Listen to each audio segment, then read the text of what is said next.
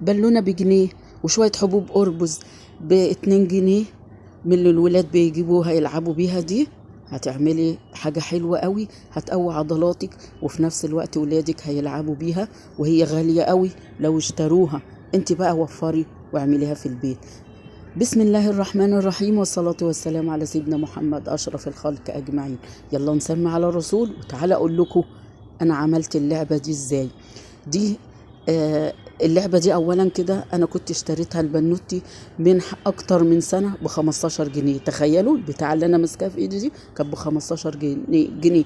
يعني دلوقتي تلاقيها عدت ال20 جنيه كمان. هي لعبة حلوة.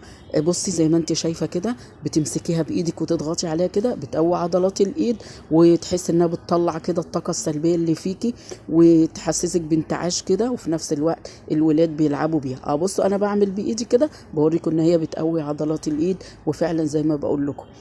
دي بالونة بجنيه، و اللي في الطبق ده حبوب اسمها حبوب أربز، حاجات صغننة كده زي البليور صغنن قوي. البنت كانت نزلت بتشتريها وبتيجي تنقعها في ميه زي ما انتوا شايفين، فبتكبر وتبقى بالشكل ده كده اهو. بتبقى حاجه حبوب كده تعمل كور جيلاتينيه ملونه زي ما انتوا شايفين كده. فانا كنت اشتريت اللعبه دي للبنت ب15 جنيه من، بقول لكم، من اكتر من سنه. فاكيد دلوقتي غليت. طب ما انا اعملها في البيت. بعدها جابت البالونه، بس طبعا جابتها حمراء. التانية كنا شارينا كانت بالونه بيضه. حاولي ان انت بقى لما تجيبي بالونه بيضه، عشان الالوان اللي انت هتستخدميها بتاعت حبوب الأربز دي تبان فيها، وانت بتضغطي عليها بتدي شكل جميل كمان. المهم انا نقعتها كده، لما كبرت واتضعفت او كده زي ما انتوا شايفين، جبت البالونه وجبت عشان ادخلهم في البالونه كده. دخلت بقى بق البالونه في القمع وابتديت ان انا ادخل الحبوب كده.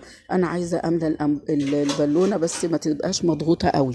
زي ما انتوا شايفين كده هتفضلي تحطي فيها، بتنزلي تسلكيهم بايدك كده.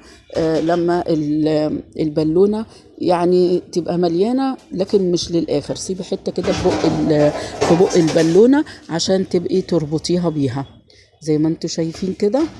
انا بقى بكمل ادخل كام واحده كده بايدي من غير القمع، وهرجع اربط بقى بق البالونه كده، وهوريكم بقيه اللعبه اتعملت ازاي. طبعا بقى انا عندي الشبكه اللي هي بتاعت الخضار دي كنت جايبه فيها برتقان، فاحتفظت بيها.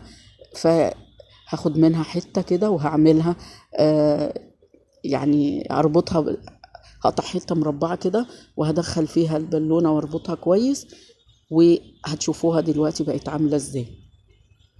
انا هجيب بقى اهو حته من الشنطه الشبك دي كده وهقطعها. انت ممكن تعمليها كمان، الشبكه دي كانت نوعها ضعيف شويه، ممكن تعمليها مجوز.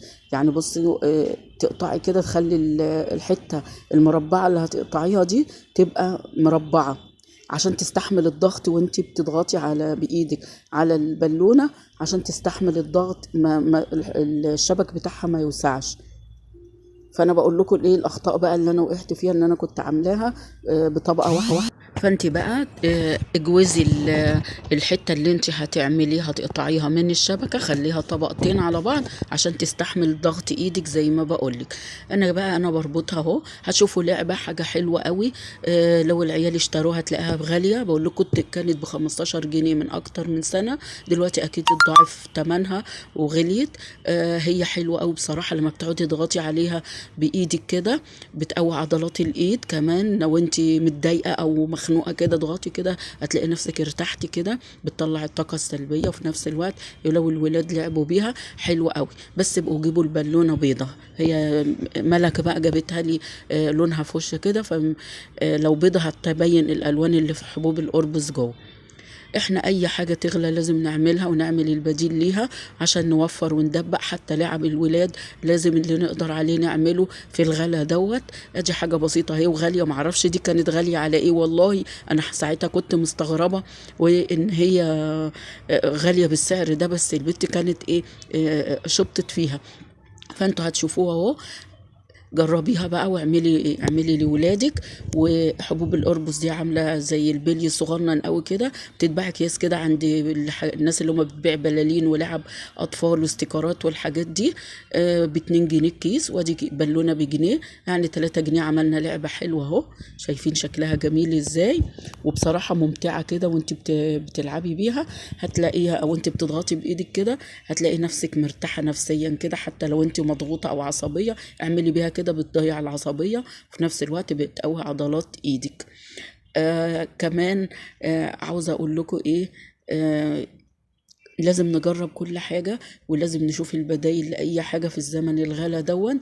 بس ابقوا الشبكة، يا إما شبك الخضار اللي احنا بنجيبه ده، لما تلاقيها لو الشبكة جامدة تعمليها طبقة واحدة، لقيتها ضعيفة زي اللي أنا عملتها دي كانت شبكة ضعيفة، تبقي تعمليها طبقتين اهو. حاجة من لا شيء، لعبة كده ب3 جنيه، معرفش برضو كانت غالية على ايه، ما تستاهلش السعر ده خالص.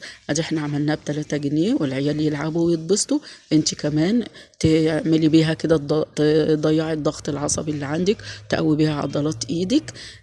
ادي حاجات بسيطة اهي، ولازم نعملها في البيت بكل سهولة، ونفرح ولادنا واحنا كمان نتبسط بيها.